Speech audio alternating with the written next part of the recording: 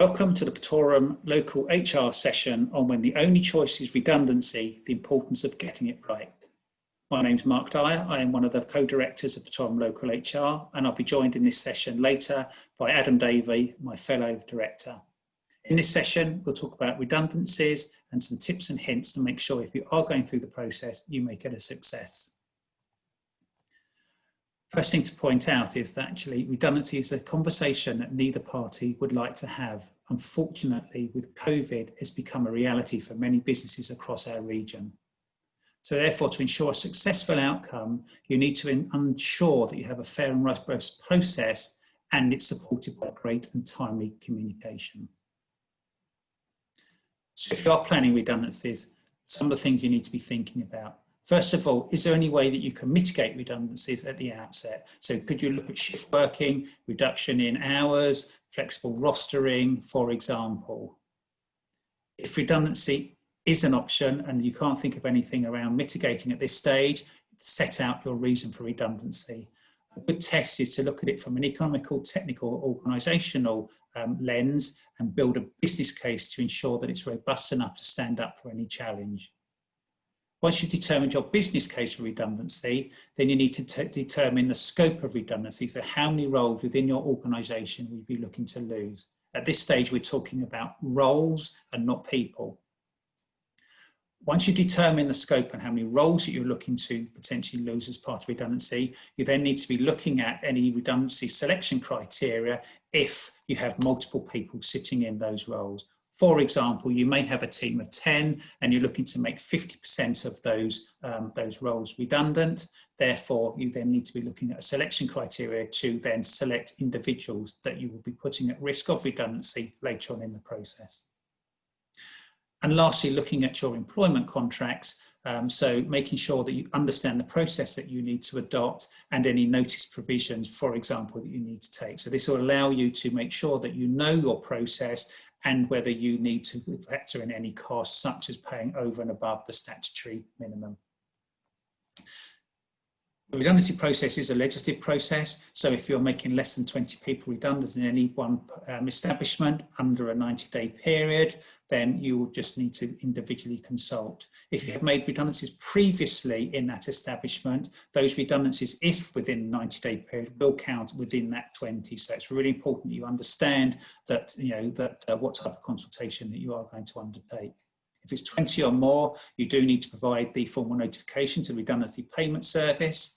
You also need to involve trade unions if you have a trade union representative, or the opportunity for individuals to elect people to represent them on ongoing conversations. And consultation must begin at least 30 days before notice, or 45, dependent on the numbers that you're making redundant. However, in both cases, individual consultation should take place in all cases. So you need to start a redundancy process. So the first thing you need to do is to meet with the people and set out your reason for redundancy. This is where your business case becomes really important because it will be challenged by those people that you're having conversations with. You also need to set out the process, timelines, and any selection criteria that you may be looking to adopt as part of that redundancy process. Also open dialogue around ways to avoid redundancies. As we said earlier in your pre-prep, you may have been thinking about solutions. Your employees may come up with alternative solutions that you haven't thought of that you need to consider. And in all cases, you need to write to all affected employees confirming what you've outlined as above. In consultation, you do need to meet with the individuals and the collective bodies if you are going through a collective consultation process. Here you need to be looking at alternative employment opportunities if you have any opportunities within your organisation that you can redeploy people to. Options that the individuals may put forward, you need to be considering those. And a good way of doing that is to keep an updated FAQ that you can send out on a regular basis. In all cases, document meetings. It's really important you have a crumb trail back to conversations and discussions that have had, and also confirm any decisions that you may have made as part of that conversations in writing, again, as an audit trail. At the end of the formal consultation process, you close consultation, so you may have found alternative jobs for people, or you actually go to a redundancy decision. If the redundancy is a decision, you do need to serve notice to those individuals, including their right to appeal. Point to note here is that the appeal would need to be heard within the notice period. It doesn't extend notice period. If you have any pile-on or leaving clauses in your contracts, you need to look at those and also agree any exit arrangements that you may have. It may be taking unpaid leave or taking paid leave, and any holiday that they may have outstanding, along with operational requirements you may need to factor in. The redundancy payments is awarded to anybody that has over 2 years of service, and you'll know that by looking at the employment contracts in the prep stage. It is capped at £538 per week, and do you enhance that? So your employment contracts that you have reviewed as part of your prep process will let you know whether there's anybody that's entitled to over and above the statutory, and these redundancy payments are capped at £30,000. When you're considering the exit payments, don't forget any contractual notice periods you may have. This includes employer pension contributions, car allowances, etc. These payments do not make up the tax-free £30,000. They're contractual, so therefore are subject to normal tax and NI.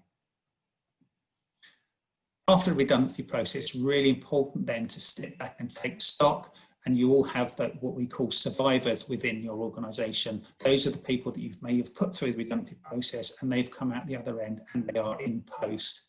They may feel guilty that eventually their colleagues have left, so it's really important as a duty of care as an employer that you look after these individuals, making sure that they understand what their new role may look like, because you may have moved some practices and processes across from somebody that you may have exited as part of the redundancy process that they need to pick up.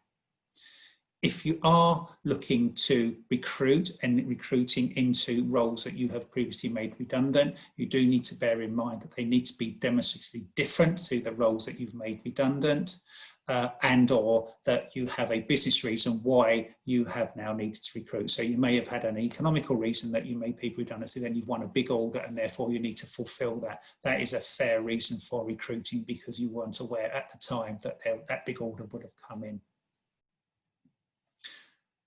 So that's very briefly going through the redundancy process. I hope you have found it useful, and we are going to open up for some questions and answer sessions. However, if you want to contact us individually, then our details are on here. We would welcome a conversation with you, no obligation. So our contact details are here. My personal email address is there, so please do get in touch. And for those of you who are staying for the Q&A, we look forward to your questions. Thank you very much.